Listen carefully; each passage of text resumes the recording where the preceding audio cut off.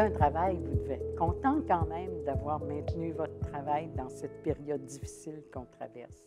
Mais ça ne veut pas dire que ça ne comporte pas des difficultés. Premièrement, même quand on a un travail actuellement, il y a quand même beaucoup d'insécurité sur ce qui va arriver dans l'avenir. Il y a aussi beaucoup d'adaptations. Il y a très peu de gens qui travaillent exactement de la même manière qu'ils travaillaient avant la pandémie. Donc, on sait que les adaptations, c'est exigeant. C'est exigeant en termes d'énergie, c'est exigeant aussi au niveau du stress. Et il y a aussi le fait que plusieurs d'entre vous êtes en télétravail. Alors ça, c'est une grosse adaptation.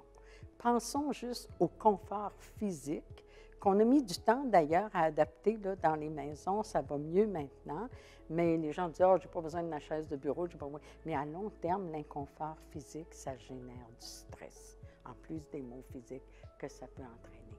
Mais pensons surtout à toute la conciliation, travail, famille et tout ce que ça a pu exiger. À la période où les enfants allaient ni à la garderie ni à l'école, moi, comme psychologue, je ne pouvais pas comprendre que des gens puissent être à la maison, faire leur travail et s'occuper des enfants en même temps. Et les échos que j'en ai eus, c'est trop souvent des parents qui se sentaient coupables. Coupables de ne pas être assez avec les enfants, puis coupables de ne pas assez travailler. Et ça, c'est épouvantable. Parce que c'est un sentiment très dur à porter, la culpabilité. Puis avec tout ce que vous faisiez dans une journée, qu'en plus vous vous sentez coupable, ça n'a pas de bon sens. Je vais vous donner un truc pour la culpabilité. Quand ça arrive, posez-vous la question. Est-ce que j'ai pris mes responsabilités par rapport à mes enfants? Est-ce que j'ai pris mes responsabilités par rapport à mon travail?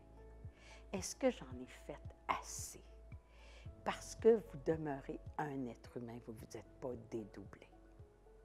Le télétravail, ça nous prive aussi d'un des plaisirs qu'on avait à aller travailler. On allait prendre un café, on jasait avec quelqu'un, on avait besoin d'un conseil, on le demandait tout de suite.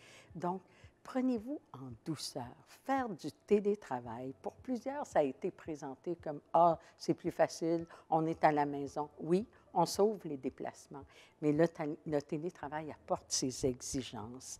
Prenez soin de vous, tenez compte de vos limites.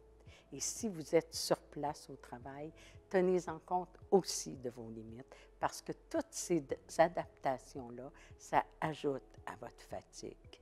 Je demande d'ailleurs aux gestionnaires d'être très, très conscients de toutes ces exigences pour les employés actuellement. Faites-vous un horaire réaliste, autant pour vos responsabilités familiales qu'au travail, parce que c'est ça qui va vous permettre à la fin de la journée de dire « Hey, j'ai fait une bonne journée ». Puis le « Hey, j'ai fait une bonne journée », là, c'est un antidépresseur très puissant. Ça va vous faire du bien. Prenez soin de vous.